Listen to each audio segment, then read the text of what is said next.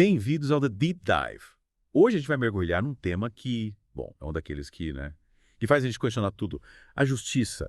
E se você está se preparando para a magistratura ou acompanhando o curso de formação humanística do professor Juliano, se liga, porque esse mergulho é especialmente para você. É verdade. O módulo sobre justiça do professor Juliano é referência, né? Com certeza. E é um tema que vai muito além dos tribunais, viu? A gente se depara com essa ideia de justiça em todos os aspectos da vida. Desde as relações pessoais. Até as decisões políticas e sociais, é isso. E a grande pergunta é, o que é justiça? É simplesmente seguir a lei, buscar igualdade, equidade. Olha, a justiça não é um objeto que a gente pode pegar, medir ou definir de forma absoluta, né? É um conceito normativo, como certo e errado, que se baseia em valores morais e éticos. Então, tipo, duas pessoas podem olhar para a mesma situação e, sei lá, um caso de discriminação racial, discordar totalmente se aquilo é justo ou injusto. Exatamente, porque a percepção de justiça é moldada por valores, crenças, experiências de vida. Por isso, definir a justiça de forma universal é um desafio enorme. E aí entra a distinção entre justiça formal e justiça substancial, lembra? Ah, lembro sim. É. Mas pensando em quem está se preparando para a magistratura, como você explicaria essa diferença na prática? Imagina uma lei que, embora escrita para ser aplicada a todos igualmente, acaba perpetuando uma desigualdade histórica. Formalmente, ela é justa, porque não faz distinção entre as pessoas, mas na prática, ela pode aprofundar as injustiças que já existem. É tipo, a justiça formal é o esqueleto, a estrutura básica. Isso. E a justiça substancial é a alma. É a alma. A essência que dá vida à lei. Isso é legal. E quando a gente olha para a história da justiça, a gente vê que a ideia de justiça como retribuição é bem antiga, né? Aquele famoso olho por olho, dente por dente. Sim. Essa ideia tem raízes profundas nas primeiras sociedades, né? Era uma forma de garantir a ordem social, punindo aqueles que violavam as regras. Imagina, em sociedades tribais, a sobrevivência do grupo dependia da coesão, da cooperação. Faz sentido. Punição severa para manter o grupo unido, evitar o caos. Mas será que essa ideia de olho por olho ainda faz sentido hoje? Olha, a justiça como retribuição evoluiu ao longo do tempo, incorporando a ideia de proporcionalidade da pena, de levar em consideração as circunstâncias. O foco se deslocou da vingança para a reparação do dano, a ressocialização. É como se a gente buscasse uma justiça menos passional, mais racional, né? Exatamente. E por falar em justiça racional, não podemos deixar de falar de Platão, né?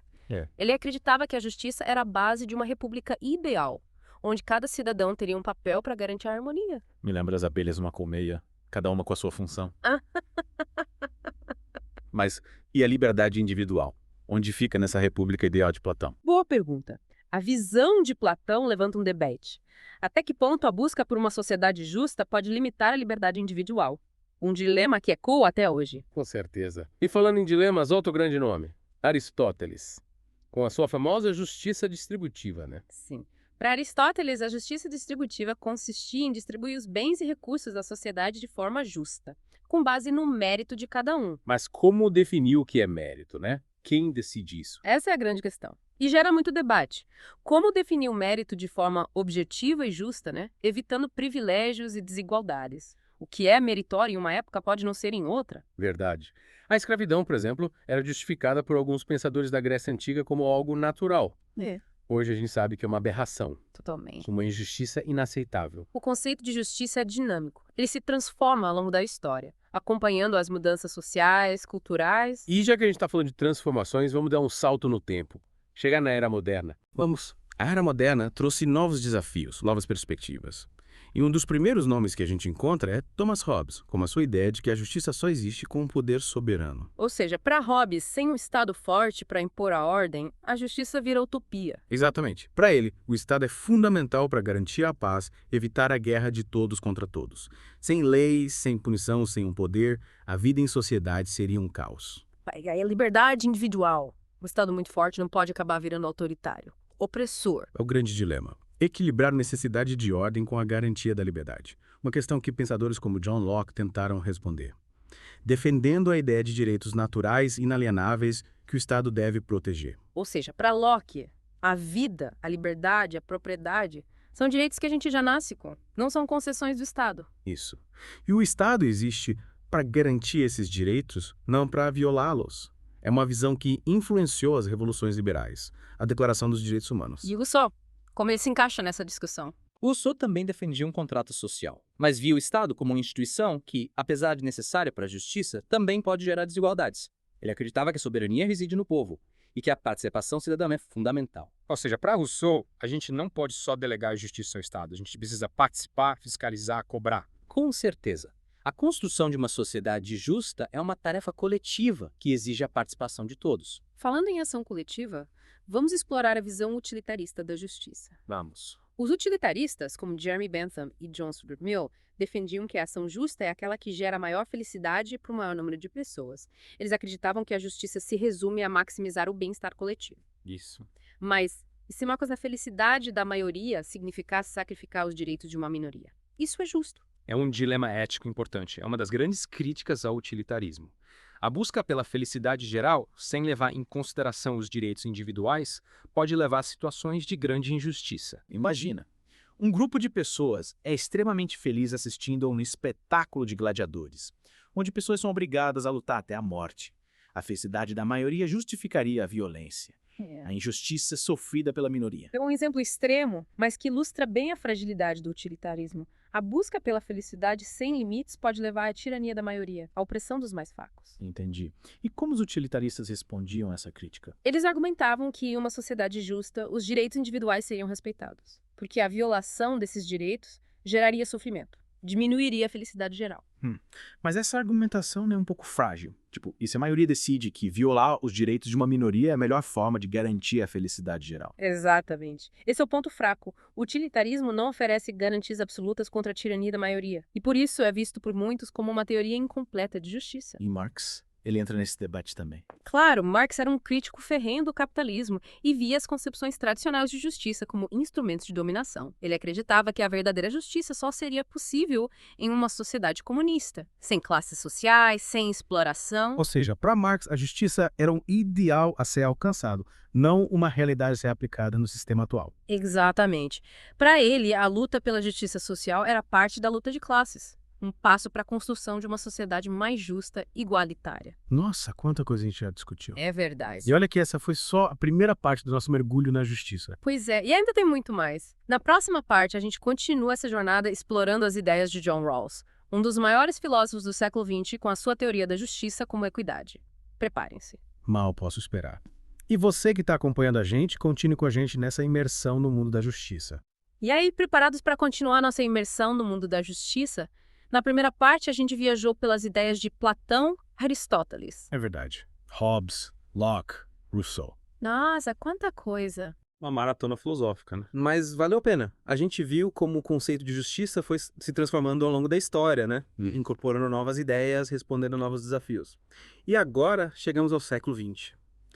Um período marcado por grandes conflitos, avanços científicos e tecnológicos, uma crescente preocupação com a justiça social. E, nesse contexto, um dos nomes que mais se destaca é John Rawls, um filósofo americano que, revolucionou o debate sobre a justiça, com a sua teoria da justiça como equidade. Ah, Rawls. Lembro que o professor Juliano era fã dele. Falava que Rawls era leitura obrigatória para quem quer entender a justiça no mundo de hoje.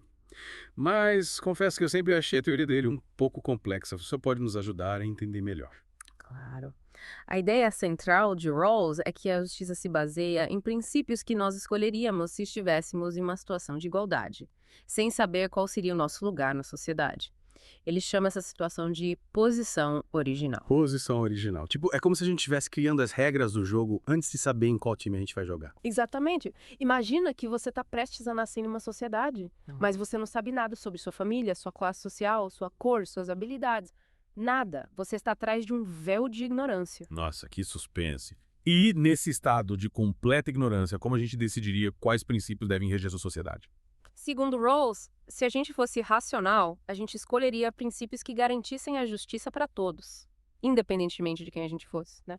Ou da posição que a gente ocupasse na sociedade. Faz sentido. Ninguém ia querer correr o risco de nascer em uma situação de desvantagem, né? É como se a gente estivesse jogando na loteria da vida, mas com a garantia de que, mesmo se a gente tirasse um número azarado, a gente ainda teria direitos básicos e oportunidades justas. Interessante.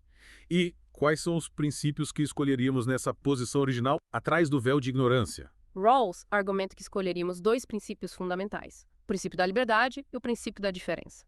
O princípio da liberdade garante a todos os cidadãos direitos básicos, como liberdade de expressão, de crença, de associação. A liberdade individual como base para uma sociedade justa. Me parece familiar. A gente já viu essa ideia em Locke, por exemplo. Sim, a ideia de liberdade individual é central para o pensamento liberal. E Rawls incorpora isso na teoria dele.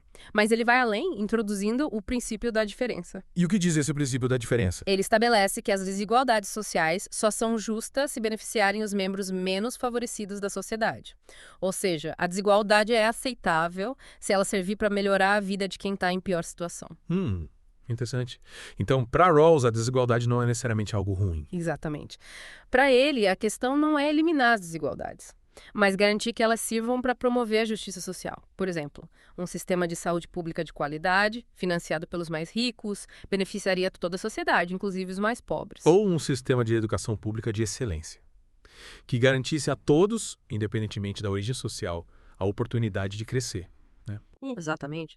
A desigualdade pode ser um instrumento para a construção de uma sociedade mais justa, desde que ela seja regulada por princípios que garantam o bem-estar de todos, principalmente dos mais vulneráveis. Entendi.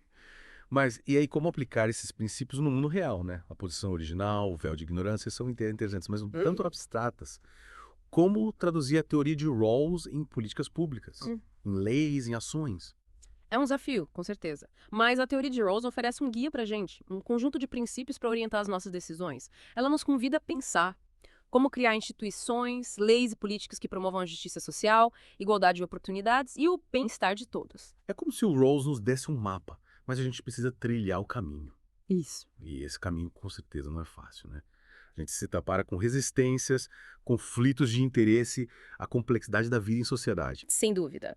A construção de uma sociedade justa é um processo contínuo, que exige diálogo, debate, participação cidadã.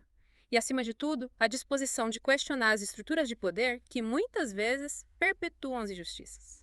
E falando em questionar estruturas de poder, a gente não pode deixar de mencionar as críticas que a teoria de Rawls recebeu, né? Sim, a teoria de Rawls, por mais inovadora e influente que seja, não está isenta de críticas. Alguns argumentam que a posição original é uma abstração, que não leva em conta as diferenças de poder, as relações de opressão que existem na sociedade.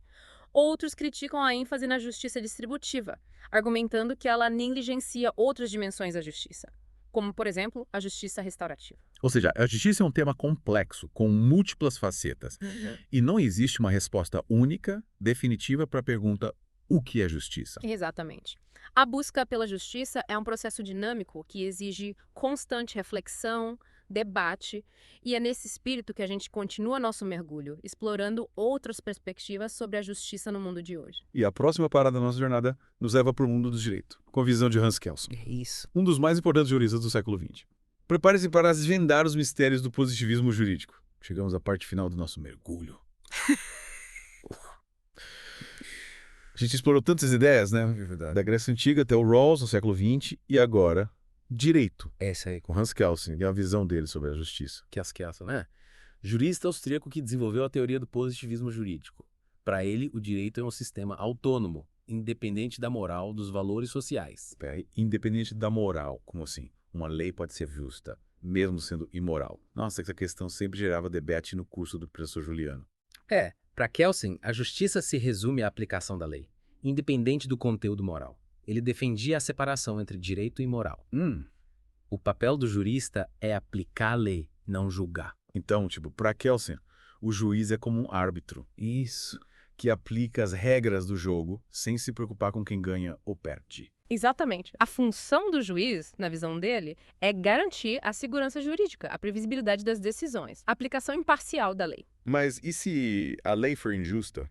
Ela for usada para oprimir minorias, perpetuar desigualdades, o juiz tem que aplicar a lei mesmo assim? Essa é a questão, né? Divide opiniões até hoje. Kelsen argumentava que se a lei é injusta, quem tem que mudar é o legislador, não o juiz. O papel do juiz é aplicar a lei existente, não criar uma nova. Entendi. É como se ele defendesse a imparcialidade do juiz. Isso. A necessidade de seguir a lei para garantir a ordem, né? Exatamente. Para ele, a justiça, no sentido jurídico, se resume à legalidade, à aplicação correta das normas.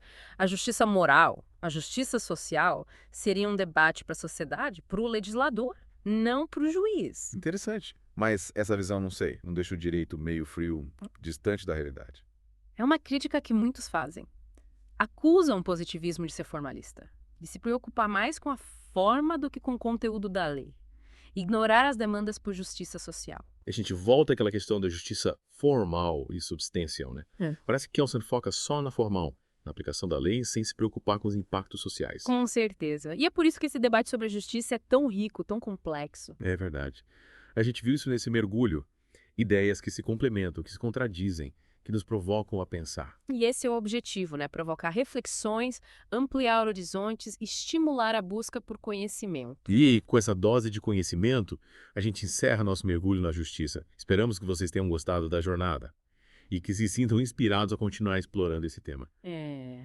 A busca por um mundo mais justo é responsabilidade de todos nós, né? Cabe a cada um de nós refletir, debater, agir, lutar por uma sociedade mais justa, mais igualitária. E se você está se preparando para a magistratura, lembre-se, o estudo da justiça é só o começo da jornada. Aplicar a justiça no mundo real exige sensibilidade, ética, buscar o equilíbrio entre a lei e a equidade. É isso aí. A justiça não é uma fórmula matemática. Não está em livros ou códigos. Ela se constrói no dia a dia com diálogo, empatia e a coragem de defender o que é certo. E assim, a gente chega ao fim de mais um do Deep Dive. Até a próxima e continuem mergulhando no mar de conhecimento.